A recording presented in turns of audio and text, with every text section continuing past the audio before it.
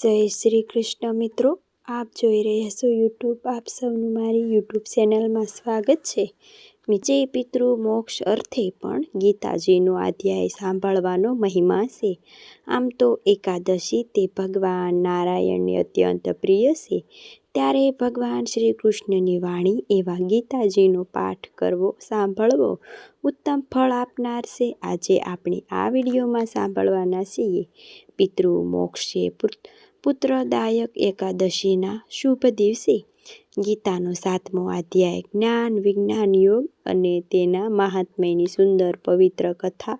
જો આપને આ વિડીયો પસંદ આવે તો લાઈક કરજો, શેર કરજો, કમેન્ટ કરજો. આપ આ ચેનલ પર પહેલી વખત જોઈ રહ્યા છો તો સબસ્ક્રાઈબ કરી લેજો, જેથી આવનારા નવા વિડીયોની માહિતી આપ સુધી તુરંત પહોંચી શકે. ધન્યવાદ. શ્રી કૃષ્ણ વંદે જગતગુરુ. બોલો ભગવાન શ્રી કૃષ્ણની જય. શ્રીમદ ભાગવત ગીતાનો 7મો અધ્યાય જ્ઞાન વિજ્ઞાન યોગ. ભગવાન કૃષ્ણ કહે છે કે અર્જુનને, હે પાર્થ, અન્ય પ્રેમથી મારામાં ચિત્તને પોરવનાર તથા અન્ય ભાવથી મારે પરવાય થઈને યોગમાં જોડાયેલો તું રે સંપૂર્ણ વિભૂત બળ ઐશ્વર્ય આદિ ગુણો સહિત સૌને આત્મરૂપ મને વિના સહિતે જાણીશ એનું તું સાંભળ. હું તારા માટે આ વિજ્ઞાન સહિત તત્વજ્ઞાનને સંપૂર્ણ કહી, જેને જાણીને સંસારમાં ફરી બીજું કશું પણ જાણવા લાયક શ્રેષ્ઠ નથી.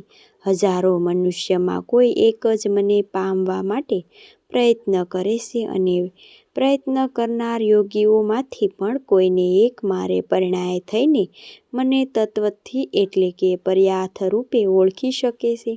પૃથ્વી, જળ, અગ્નિ, વાયુ, આકાશ, મન, બુદ્ધિ અને અહંકાર, આ પ્રમાણે આ 8 પ્રકારે વિભાગ પામેલા મારી પ્રકૃતિ છે. આ 8 પ્રકારના ભેદનો તું અપરા એટલે કે મારી જડ પ્રકૃતિ, અને હે મહાબાહુ, આ સિવાયની પણ ઘણી પ્રવૃત્તિ છે જેનાથી આખું જગત ધારણ કરાય છે, એને મારી જીવરૂપી પરા એટલે કે ચેતન પ્રકૃતિ ઓળખ. હે અર્જુન, તું એમ સમજ કે સઘળા જીવો આ બંને પ્રવૃત્તિમાં ઉદ્ભવનારા છે, અને હું આખાય જગતનો પ્રભાવ છું, તેમજ પ્રલય છું એટલે કે સળગ જગતનું મૂળ કારણ છું. હે ધનંજય, મારા સિવાય બીજું કોઈ પણ પરમ કારણ નથી. આ આખું જગત સુરતના સૂત્રમાં પોરવાયેલું છે, પ્રમાણીઓ પેઠે મારા ગૂંથાયેલું છે.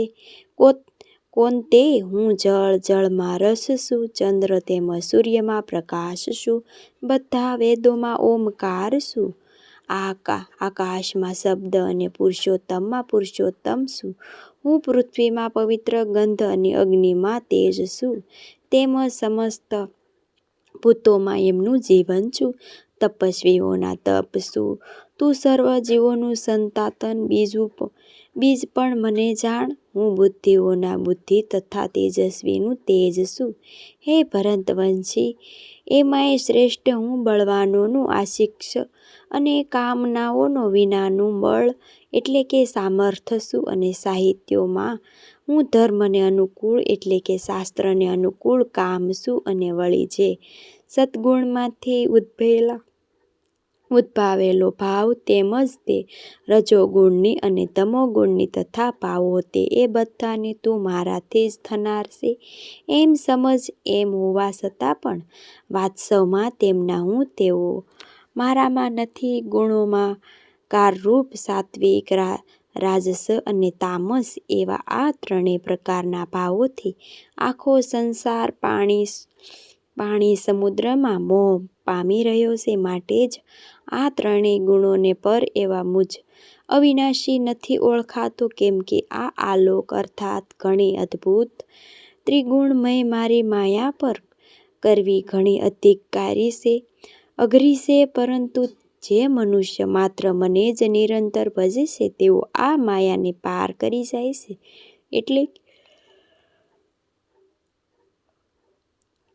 એટલે કે સંસાર સાગરને તરી જાય છે.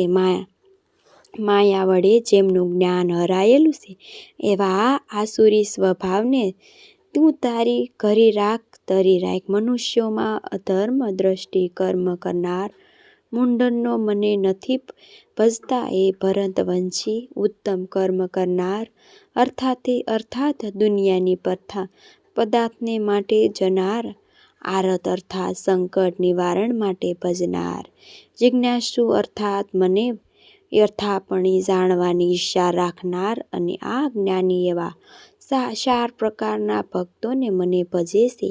એમાંય હંમેશા મારામાં એકાત્મ ભાવે સ્થિત અન્ય પ્રેમ ભક્તિ રાખનાર જ્ઞાની ભક્ત ઘણા શ્રેષ્ઠ છે. કેમ કે મને તત્વથી ઓળખનાર જ્ઞાની હું અત્યંત પ્રિય છું અને એ જ્ઞાની મને અત્યંત પ્રિય છે. આ બધાએ ભક્તો આદર્શે છતાં એ સર્વેમાં જ્ઞાની તો સંસારમાં મારું સ્વરૂપ છે એવો મારો મત છે.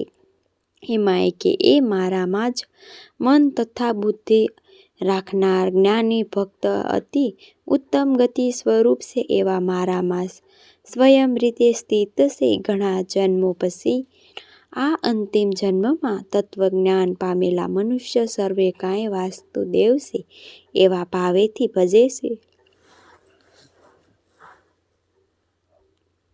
એ મહાત્માને ઘણો દુર્લભ છે. અમુક ભોગોમાંથી કામના વડે જેમનું જ્ઞાન હરાઈ ચૂક્યું છે એ મનુષ્યો પોતાના સ્વભાવથી બેરાઈને અમુક નિયમને ધારણ કરી લે છે અને અન્ય દેવતાઓને ભજે છે. એટલે કે ઉપસે છે.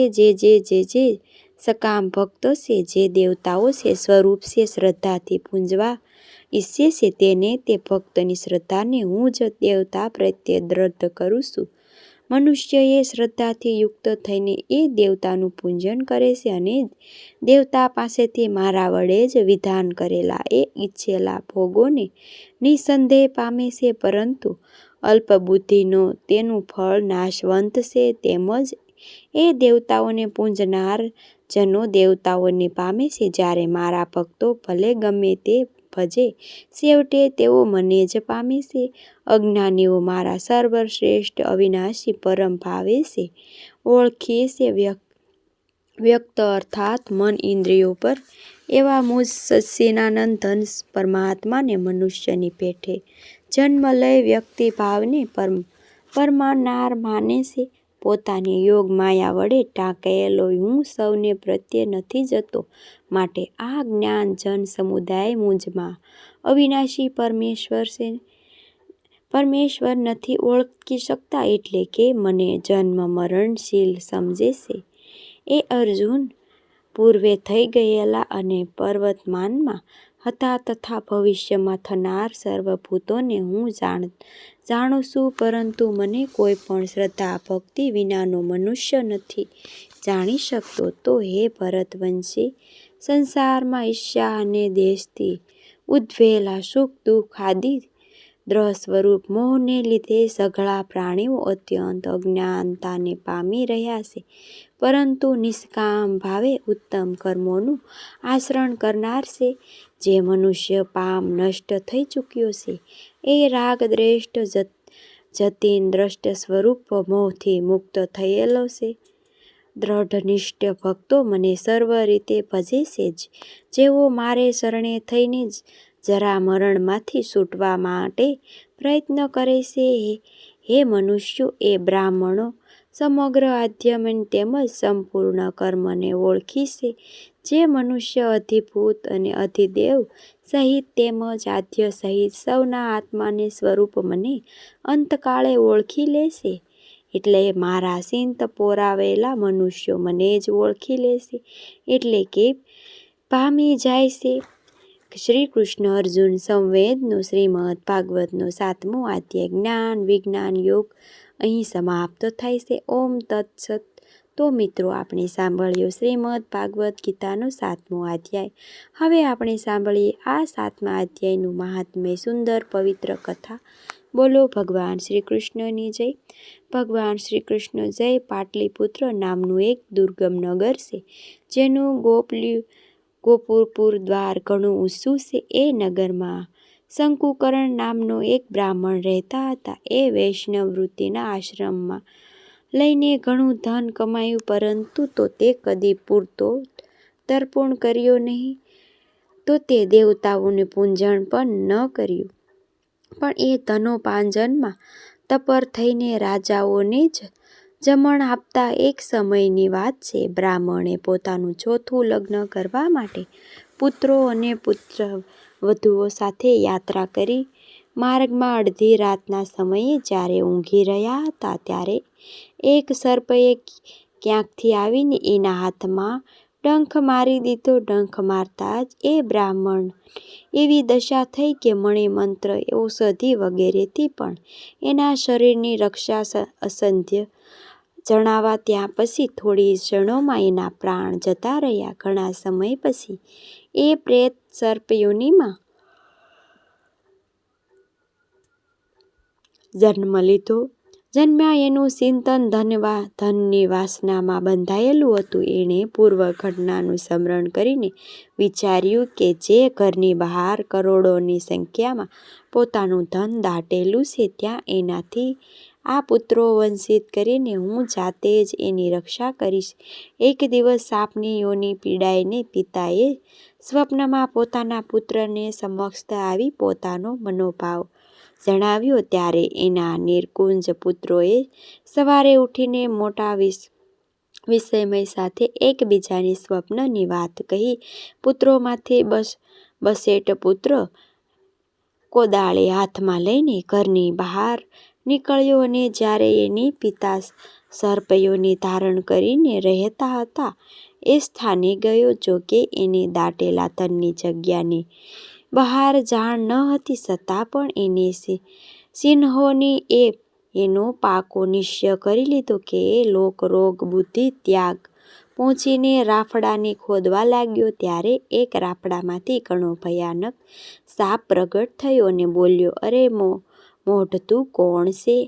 કેમ આવ્યો છો? શા માટે દર ખોદી રહ્યો છે? પછી કોણ તને મોકલ્યો છે? આ બધી વાતો મને જણાવતા. ત્યારે બ્રાહ્મણ પુત્ર બોલ્યો, હું આપનો જ પુત્ર છું. મારું નામ શિવ છે. હું રાત્રે જોયેલા સ્વપ્નથી વિસ્મત થઈને અહીં સુરવણ લેવા માટે કુતૂહલથી આવ્યો છું. પુત્રની આ વાણી સાંભળીને એ સાપ હસતો હસતો ઊંચા અવાજે સ્પષ્ટ બોલ્યો, જો તું મારો પુત્ર છે તો મને સ્વરૂપે બંધનમાંથી મુક્ત કર. હું પૂર્વજન્મમાં દાટેલા ધન માટે જ સર્પયોનીમાં જન્મ્યો છું.